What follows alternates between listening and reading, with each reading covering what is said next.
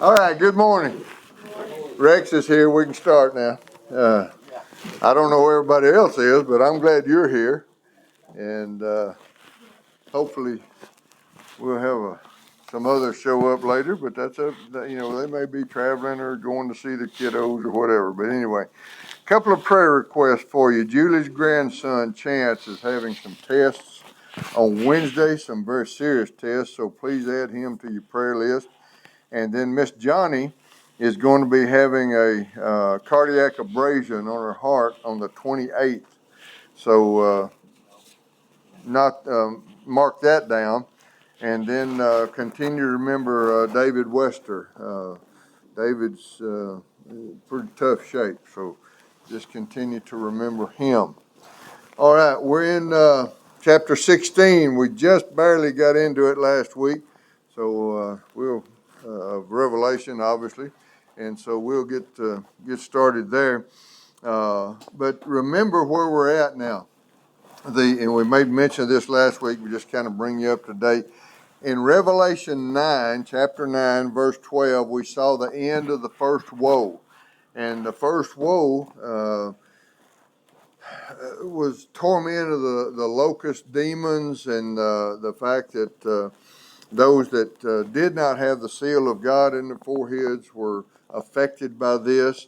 And we saw that death was put on hold. A lot of people would have tried to commit suicide, but they couldn't. Nobody died because death was not hold. So they were in torment for 5 months. And then at the end of that woe, then we began the second woe, and that's in Revelation 11. We get to the end of it, and it's completed. And it says that the third woe is coming quickly. The second woe resulted in the death of a third of the population of the earth. We saw the 200 million man army amassing, and the 4 demon angels in the Euphrates that influenced them and all of that. And when you're looking for the third woe, if you look up the word woe and you're trying to find where the third woe begins, you won't find that word. The last time it's used is in chapter 12 at the end of the second woe. But originally it said there are 3 woes, and the third woe comes quickly. Well, when you get to chapter 16, this is the beginning of the third woe. Now, in between chapters, 13, 14, 15, are kind of overviews and just smidgens of things that are going to be happening during this time, but they're not necessarily in chronological order and all of that. So we start in chapter 16 today, and that's going to be the beginning of the third and final woe. And when it says, and like it said back in Revelations 11:14, that the third woe is coming quickly. Quickly doesn't necessarily mean, well, it's going to happen tomorrow. But what quickly means in this situation is when it starts, everything just falls right into place, just one right after the other. So when we start looking at this, keep in mind that these things are compounding on each other. And if you think that this is a bad day, you ain't seen a bad day yet until we get to these days here. And hopefully none of us are going to see these days. All right, so chapter 16 then in verse 1, he says, "And I heard a great voice out of the temple saying to the 7 angels, Go your ways and pour out the vials of wrath, the wrath of God upon the earth." There are 7 angels, there are 7 vials or bowls that they're going to be charged with to pour out on the earth. But the command is given here, and it comes from the temple. So who do you think's giving the command? Well, God's giving the command. And he's the one that's, designated that this is going to happen. He's designated what type of bowls are going to be, what kind of wrath it's going to be. And so he's the one that's going to be directing this. And he gives the word, to go, to pour them out. And so, again, you see one command and all 7 of them responding. So they could even go simultaneously, but they may go one right after the other, but very quickly. I don't think there's going to be any kind of lag or very much lag between them, if any. So people get to this point of the scripture and they kind of black it out. And the reason is they say, well, God is a God of love. God's not going to do that. He's not a vengeful God. He's not a God of wrath. But now remember what's happened. Assuming that he were to come, within 2023 or in the next 5 years or something like that, how long has this earth been here and been populated? 6,000 years. For 6,000 years, the majority of mankind has ignored God, defied God, done just the opposite of what he's asked them to. He's told them, I've got a promised land for you. I've got a heaven for you. I've got, bliss for eternity. All you have to do is accept my gift of my son, Jesus. And they go, we don't need Jesus. We don't need your gift and all that. And then they want to fall right back and say, well, but he's a God of love. He's not going to do anything bad. There's going to be a lot of people surprised when this starts. And the thing that strikes me, and if you've read this, you see this already, after all this stuff goes on and all the pain and the heartache and the suffering and everything that's happening, they still reject God. They will not accept him. And so just kind of keep that in mind as a backdrop. So he is going to pour out these vials of wrath. Now people say, well, that's pretty mean of God to do that. That's pretty terrible that he would do that to people. This is justice. This is not vengeance. This is not, I'm going to get back at you. This is justice. If you have to go to court today because you've committed some crime, you stand before a judge, and that judge has a law. And that law has a range of punishment for that particular crime. And it could be probation, or it could be pay a fine, or it could be some jail time, or maybe even go to the penitentiary, or you might even get the death sentence, depending on what it is. But he works within the parameters of that law and that range of punishment. God has said for 6,000 years, I am God. This is what I expect you to do. And man has said, I ain't going to do what you tell me to do. I'm not going to be involved in none of your stuff. I want to do my own thing. Man has decided he's going to be above the Creator. The creation above the Creator, that doesn't work. And so what God also said was, if you don't do what I say, then here's the range of punishment that's going to happen. And that punishment happens to be, in this case, the wrath. The ultimate punishment will be hell for rejecting God. So you don't have to go through this. All you got to do is accept Christ.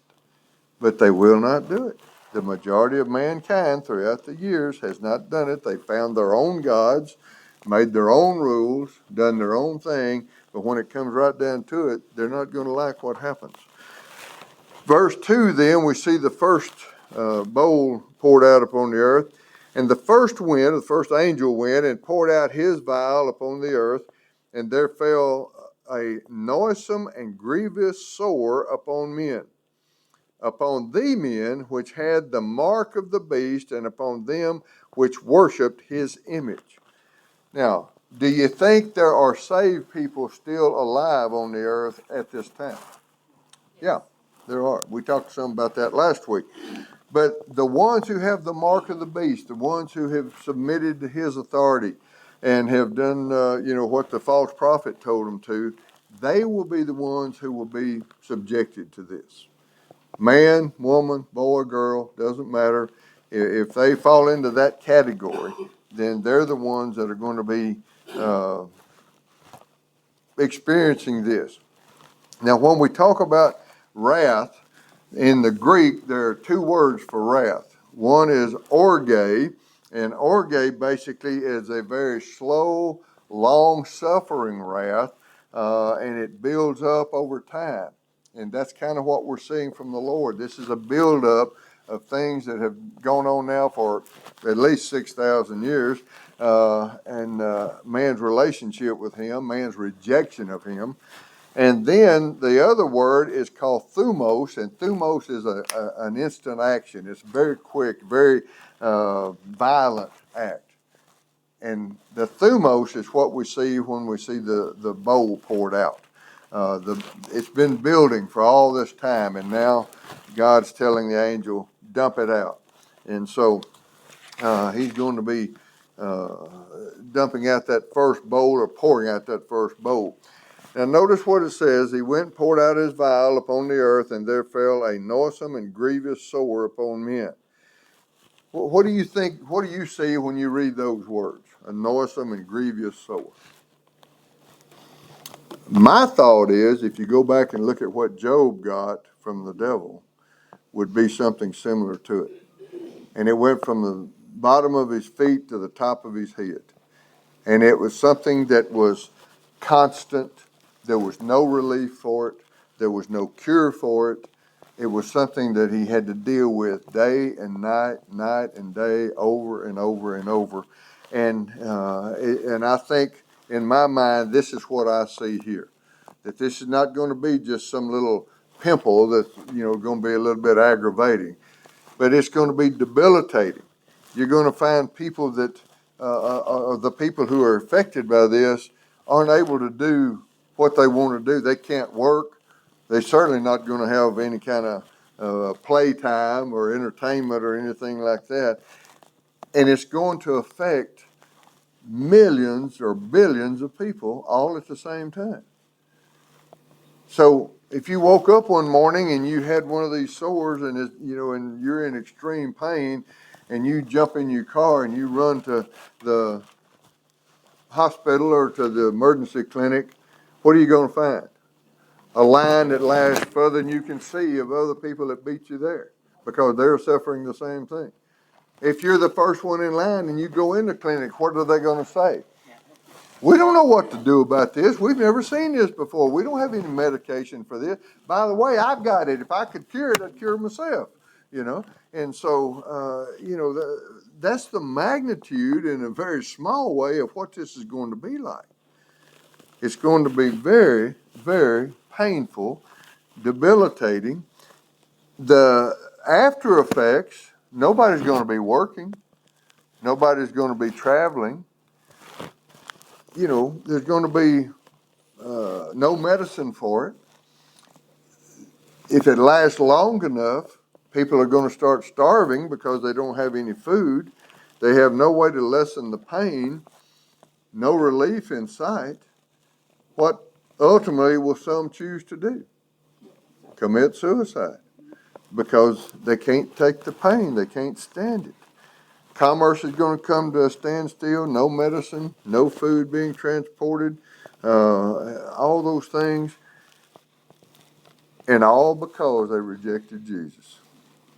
If they had accepted him, they wouldn't have to go through this, because it only goes to those people who have the mark of the beast.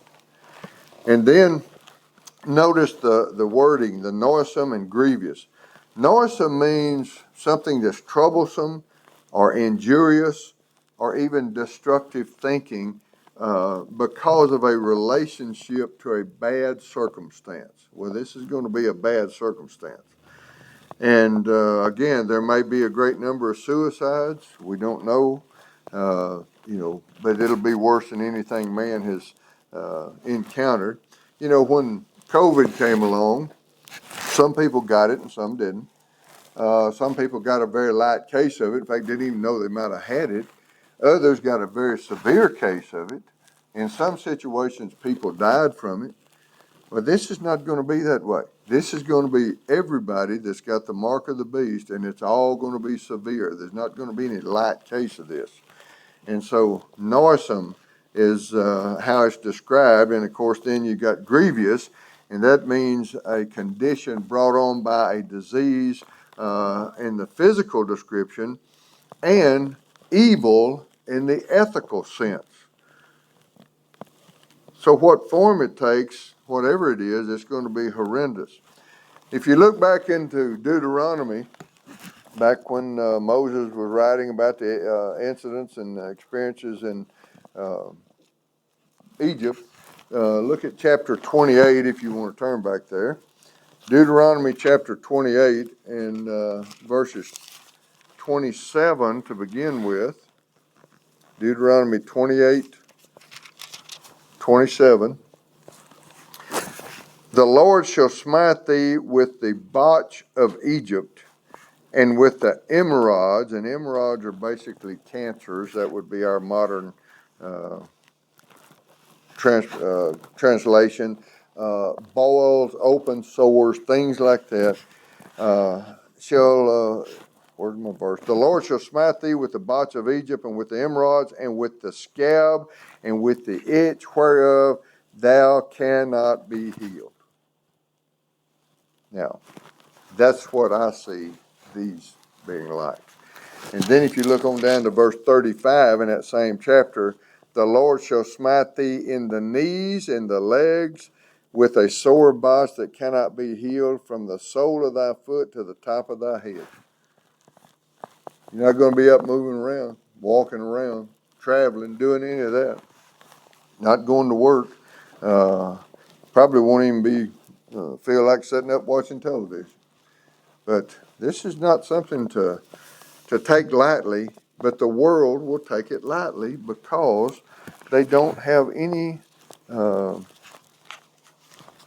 relationship with God except a bad relationship. Back in chapter 9, we see the things of Exodus, chapter 9 of Exodus. We see the things that were going on in Egypt when the sixth plague came. Chapter 9 of Exodus in verse 10 says, and they took ashes of the furnace and stood before Pharaoh. And Moses sprinkled it up toward heaven, and it became a boil breaking forth with blains upon man and upon beast. And the magicians, Pharaoh's magicians, could not stand before Moses because of the boils, and the boil was upon the magicians and upon all the Egyptians. Wasn't on the Hebrews, but it was on the Egyptians. Here, it's not on the saved, it's on those who have the mark of the beast, those who have made that commitment to serve Satan. And so we've got some background we can look at to kind of get an idea of how this is going to be. Then we get to verse 3, the second bowl or the second vial is poured out. And the second angel poured out his vial upon the sea, and it became as the blood of a dead man, and every living soul died in the sea.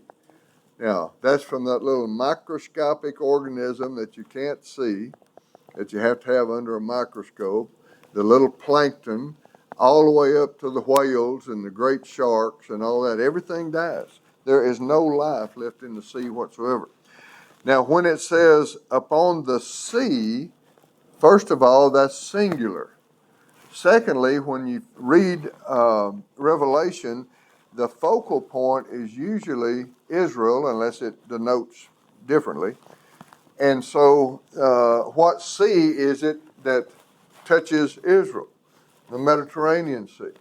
So you may have something that's happening over here from Libya and all of that, all the way across Egypt, up through here, across into portions of Asia, and then up toward Macedonia, or in those days Macedonia, Turkey, and those countries, all the way over here to Italy in this area. So if that's the conservative part of it, if it's bigger than that, it could mean all seas. But for some reason, this seems to me to indicate that it's just the Mediterranean Sea. Maybe because it's the focal point is Israel, and that's what's going to be the place that's going to have the most possibly contact about this. The other thing is, when you're considering, and we read later on about, it talks about, let me see if I can find that verse. Look at Revelation 18 for a moment. I think that's where it's at. Revelation 18 and verse 17. Yeah, Revelation 18:17. For in 1 hour so great riches is come to naught, and every shipmaster and all the company of ships and sailors and as many as trade by sea stood afar off and cried when they saw smoke of her burning, saying, What city is like unto this great city? And we can go and read a bunch of that. But what are they talking about? They're talking about Babylon, the seat of the Antichrist regime. Now, there's a question about where that is. Some people say that's Jerusalem because there's 7 hills in Jerusalem, and it says that it's on the city of 7 hills. There's also 7 hills in Rome. Well, if this area is affected by that, then it could be Rome or it could be Israel, either one. But the shipmasters are going to sit out there and look at the destruction. So this is not an inland Babylon, a place that we're talking about. It's something close enough you can see from the sea what's happening to it. They can see the smoke of it. We haven't gotten that far yet, but just keep that in mind. So it would fit that could be the Mediterranean. Although when you get to this portion, they don't call this the Mediterranean Sea, but basically you can see the proximity of it there. So in John's day, they may not have had all those others named like that. I don't know. So the second angel poured out his vial upon the sea. It became as the blood of a dead man, and every living soul died in the sea. So there's not a lot to look forward to for going fishing after this happens. You're probably not going to catch much in the ocean. You may catch it, but it'll already be dead. Now think about the after effect of this. If everything in the ocean dies, what's going to happen? It's going to float to the top, and then the waves are going to push it up on shore. So you're going to have rotting corpses of huge fish, small fish, all kinds of, sea animals. Wherever there's if it's on the Mediterranean, it could be any of those countries or all those countries that are affected by it. When you get that, what do you get besides a really bad smell? You get disease. You've got insects. You've got all kinds of bacteria. You got flies. All of that is going to be doing what? Moving inland onto the people and covering. You remember back in the days of Moses in Egypt, there was a plague of flies. And it came after the Nile was turned to blood, if you remember that. I think that's back in Exodus, about chapter 7, somewhere along in that area. Is it 8:20? Okay, thank you.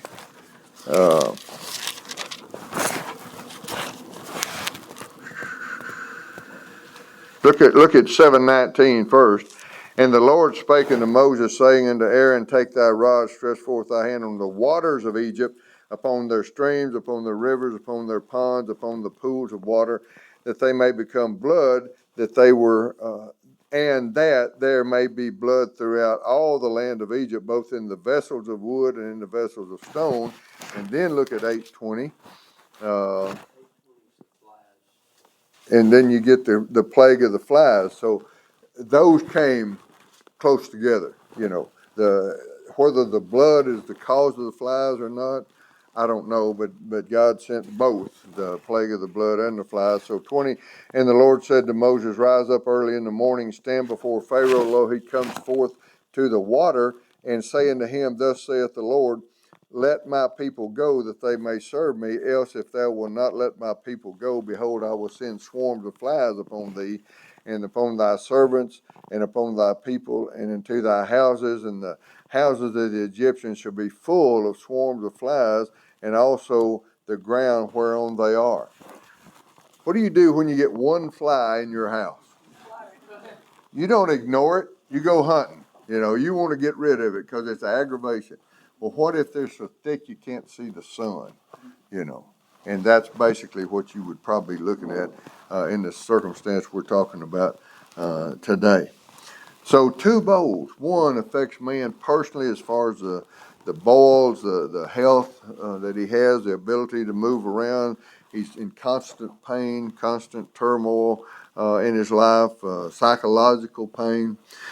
Then you come to the sea, the salt water, at least the Mediterranean, if not all the others, being as like blood. And then you come to verse 4, and the third bowl is poured out. And remember, these are coming, one right on top of the other. And the third angel poured out his vial upon the rivers and fountains of waters, and they became blood. Now, what are the fountains of waters? That's wells. That's, we got a water well, down here in Sand Flat Water, where most of us get our water from if you live in this area. What happens when you turn the tap on and there's blood coming out of it? You're not going to want to drink that, but you got to have water to live. Now, you can't drink salt water because it'll kill you if you drink enough of it, but you got to have some kind of water, or some kind of nourishment in that respect. You can drink blood and it will survive, keep you alive. And so people will be forced into that decision. Now think about that. Yeah, there won't be any bottled water. It'll be bottled blood if they're making it, which they probably aren't. There won't be any Gatorade. It'll be Blood Aid or something like that. I don't know what they'll call it. But no, we don't realize the impact that this is really going to have. And this is going to be worldwide. This is going to be all over the world. Now, notice it doesn't say it became as blood, but it became blood. And so that's what people have to look forward to. And look at verse 5 then. And I heard the angel of the waters say, Thou art righteous, O Lord, which art and wast and shall be, because thou hast judged thus. Now, what is he really saying? What's his proclamation to the Lord? I think that these people are getting what they deserve. Exactly. And that is explained in verse 6. He just tells us what he's talking about. He's saying, God, you're doing what you should have done. You're doing what is right and proper. For these people and their ancestors, have shed the blood of saints and prophets, and thou hast given them blood to drink, for they are worthy. They're getting what they deserve. The picture is they kill someone. They kill a believer. They kill a Jew. They kill a prophet. The blood soaks into the ground, and now that blood has gone into the water system and turned it to blood. It's kind of the picture that you get there. And so it's a significant situation that we're looking at here, that all the fresh water is taken away. And man has to make that decision whether or not he's going to drink blood or not, just to stay alive. Well, you think, man, that's terrible. It can't get any worse. Yeah, it can, and it will. The sin of, or the seed of sin has been planted deep, and the roots run deep, and the effects of it are going to be horrendous. And this is what we're watching and what we're seeing here. And then in verse 7, he says, And I heard another out of the altar say, Even so, Lord God Almighty, true and righteous are thy judgments. This is the range of punishment, so to speak, that the great judge that God is using to judge the world, to pour out on the world, on the lost world. Now, the saved people are going to have to endure some of this. I don't know if they'll endure it all. They won't have the boils and things of that nature, but there may be a situation where they don't have water to drink either. It's not specific about that. So God has offered, and he continues to offer, salvation. But these people rejected. Look back in chapter 13 that we've already gone through, but look at chapter 13, verse 14. actually start in 13 of chapter 13. And he doth great wonders, so that he makes fire come down from heaven on the earth in the sight of men, and deceives them that dwell on the earth by the means of those miracles which he had power to do in the sight of the beast. Who are we talking about? False prophet. Okay. And then it says, and that they should make an image to the beast, which had the wound by the sword and did live. This is the Antichrist, a reference to him. And he had power to give life into the image of the beast, and the image of the beast should both speak and cause that as many as would not to worship the image of the beast should be killed. And he caused all, both small and great, rich and poor, free and bond, to receive the mark in their right hand or in their foreheads. And this is the mark that we're talking about back when we looked at the first bowl, the ones that are going to be affected by this for sure, and some of the saved may also be. We don't know for sure about that. It would seem hard to believe that you could have all these dead bodies washing up on the beach and the saved people not be able to smell the stench and things. Maybe they will not. I don't know. But we know that the lost, the followers of the Antichrist, will definitely be able to smell it. So, if you go back and look at some of the previous things we've talked about, let's look at some of the future things we haven't gotten to yet. All this stuff is falling into place. It's all coming together. Is God being unreasonable? No. He's given everybody a chance for salvation, but they've ignored him. They've turned against him. They've said no thanks. And so now this is what they get. They're getting justice. They don't want justice. They want to be, do as they please and then be given all the benefits of heaven and all that, but they're not going to serve God. When Moses went before Pharaoh and pronounced the plagues in front of him, he had a hard heart. He turned away from him and all that. But what did he do on occasion? What did he say to Moses? Okay, I'll worship your God. Did he mean it? No, he never meant it. These people are going to be crying out to God, but not for salvation. They're crying out they want him to take away the hurt. They want him to take away the pain. They want him to take away the inconvenience and those kind of things. But it's not going to happen. It's going to stay. All right, back in chapter 16, then we get to the fourth vial. And the fourth angel, verse 8, and the fourth angel poured out his vial upon the sun. Now we've moved off the earth, and now we're up into the heavens, into the atmosphere. Poured out on the sun, and power was given unto him to scorch men with fire. And men were scorched with great heat, and blasphemed the name of God, which hath power over these plagues, and they repented not to give him glory. Now, how is this going to happen?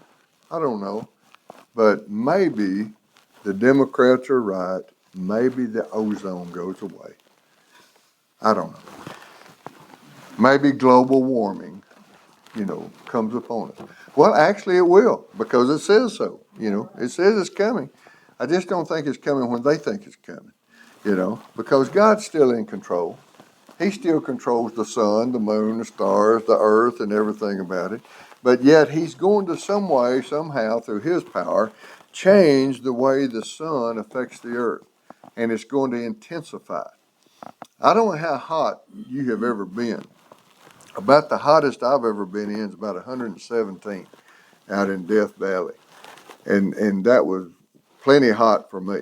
And all I was looking for was water. The first convenience store I could find, and there's not a lot of them, I was going to stop and get some water. Well, remember what's happened to the water. You don't have, when you get real hot and thirsty and all, what do you want? You want a big glass of water. Well, there's not going to be any clear water or fresh water. Salt water won't be able to be desalinated because of the fact that it's got, all these dead animals in it and all that kind of stuff, and the mixture of the blood. When the rivers, if you think about it, when the rivers turn to blood, where do they flow to? The ocean. And so maybe that's why the oceans are as blood, because they're tainted with blood, but the rivers themselves flow with blood. I don't know. But you know, God's got this all worked out. No question about that. And we do not want to be here when this comes about. We don't want to be a part of this. What else is going to happen when the sun gets hot? Well, you're going to get extreme sunburn, and not just a sunburn, but you're going to have first, second, maybe third degree burns because of this. I don't know how hot it's going to get, but people aren't going to be out moving around in it because of the heat. What's it going to do to the crops and the trees and the grass and the pastures? All that's going to dry up and die. And if it dies, what else dies? The animals, horses and cows and people, because there's no food. James? When it says that man is going to be scorched with fire, that may mean it doesn't matter whether you're inside or outside. Could be. Could be. Because you're inside a house, doesn't mean that. Yeah. Yeah. Scorch you inside the house. If it gets real hot, what happens now to your electricity? Sometimes it goes out, right? They have blackouts. When it gets this hot, everything's blacked out. You have nowhere to go. You have no air conditioning because there's no electricity. What about when we're all driving electric cars and there's nowhere to charge them up? You don't go anywhere. Call Uncle Joe. Uncle Joe will take care of it. You know, he's got the answer. So, but you know, just think about these kind of things. We can't even imagine the impact that this is going to have. But people are going to be dying. Animals are going to be dropping like flies. People are going to be dying from heat, from malnutrition, from starvation, from disease, all kinds of things because of these wrath and the way they're built up. Now, nothing tells us, none of the scripture says how many people die because of this. But you know there's got to be a vast majority of people that are going to pass away from it. But the combination of things. Well, with death being on vacation, Well, that was short-lived. That was a 5-month period. It's back in force now. It's working again. That was a 5-month interval there. That was just to kind of show man that God's still in control, you know. And this is too, because look down here at verse 9. And men were scorched with great heat and blasphemed the name of God. They're not saying, well, Allah did this or Buddha did this. There are no atheists anymore. They all know there's a God now, but they're not turning to him. They're turning further away from him. But they realize where the power of this is coming from. Can you imagine people being that dumb? But they do it all the time, even today. We can see God's hand working all the time. But if you ignore it and reject it, the result is the same. Yeah. One thing always got me is these people that will not accept Jesus as their Savior because they don't like follow his instructions. And this this fifth one, then the fifth angel poured out his on the throne of the beast, and his kingdom became full of darkness, and they gnawed their tongues because of the pain. Well, how many people do you know that never comes to church, never, but they know that God is in control, but yet they won't go ahead and accept him. Exactly. Look the way Moses did. Moses, he did everything that God asked him to do, but because he disobeyed God, then he was not allowed into the promised land. Yeah. One time. Yeah. One time. So, a good point, Robert. Thank you. Speaking of Moses, who did Moses really do those plagues for? Now, they were against the Egyptians, and they were to tear down the Egyptians. But each one of those plagues coincided with an Egyptian god to show that the real God, the true and living God, was more powerful than their make-believe gods. But who was sitting over here on the sidelines having to make a decision, which way are we going to go? The Hebrews. They knew about God. They'd been told about it and all that, but they were living in Egypt. They were worshiping some of the same gods, if not all of them, that the Egyptians did. They were living the Egyptian style of life to a certain degree. Of course, they were slaves. But Moses, or actually God, had to prove to them who he was before they were ready to leave the land and walk out. What's the first thing they said when they got thirsty and got hungry? Well, you know, we had food to eat back in Egypt. They wanted to go back into slavery. But he had to prove to them who he was. He's proving to these people who he is, that he is truly the only God that they can believe in, but they don't believe in it. And what do we see when we read there in verse 9, that they repented not to give him glory? One, we see that mankind has gotten to the point that he is so depraved that he will deny the existence of God or the leadership of God or the fact that he will accept God, and he'll only attribute to God the bad things, the plagues that are coming, the wrath that's coming, but not the good things, not the salvation that he offers. They still refuse that. But what do you see about God? He's still willing to accept. Even after all this, he's still willing to accept them. But they make their own choice, and they have to live with it.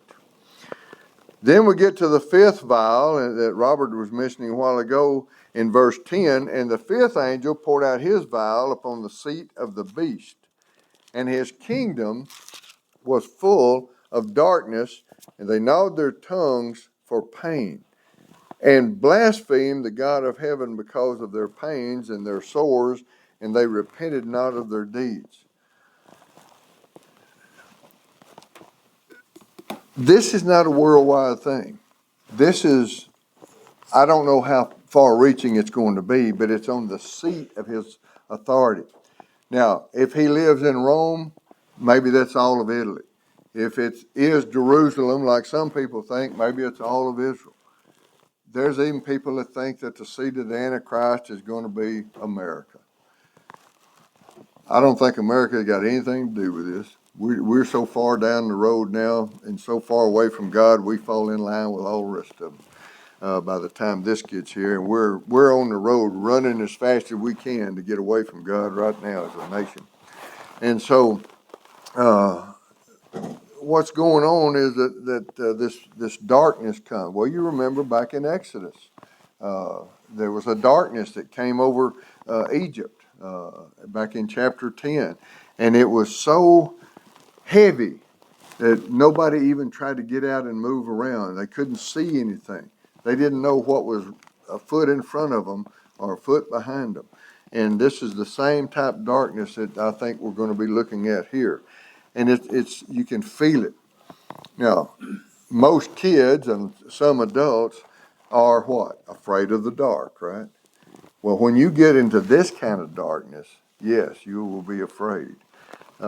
If you want to see kind of what this might be like, go in the closet, stuff a towel under it so the light can't come under, the door, and then put a real heavy dark sack over your head, and of course turn the light out, and that might be kind of what it's like, but it's going to be worse than that. Nelson, Yeah. if you've ever been in a cave, where Same it's thing. well lit, Yeah. and then they will have you put your hand in front of your face, Yeah. at the end of your nose, and you can't see it when those lights go on. Yeah. You can't see Yeah. anything. That's right. It's total darkness. Pitch dark. Yeah. The definition of darkness is the absence of light. And this is total darkness. There's no light whatsoever. And so the thing about it is, when you are in the dark, what comes along with it? A lot of times it's fear. You're afraid of what's out there. Every little noise, you can hear it.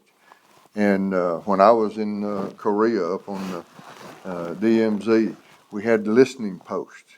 We didn't have all this fancy stuff that they got now that they can see in the dark. You sat out there and you were very, very quiet, and you listened. You were listening for the sound of vehicles moving, people walking, someone talking, because in that area, there were no people living there. That was war zone. And so you sat and listened. That's why they call them listening posts. You sat and listened. And on a night where there was no light, no stars, cloudy, and of course, no light from any vehicles or buildings because everything was turned off or there weren't any up there, one of the two, you could hear every little noise because it was dark and you couldn't see, so your hearing became enhanced, I would say. So what does that do to your psyche when you don't know what's out there and when you're afraid of what you're hearing? You have people that are going to be very, very psychologically attacked by this. Even if they're not initially afraid of the dark, I think they will be when this comes. It's going to create paranoia. It's going to create all kinds of fears and nightmares. And remember, this is not something that goes away when the sun comes up, because the sun's not coming up. This is dark constantly. For how long? We don't know. A few days, several days, a month, we're not told. But it's going to have a tremendous impact on the people who are in ever what this area is. Now, if you look at this from a very liberal point of view, this area where it says in the, let me find my word here.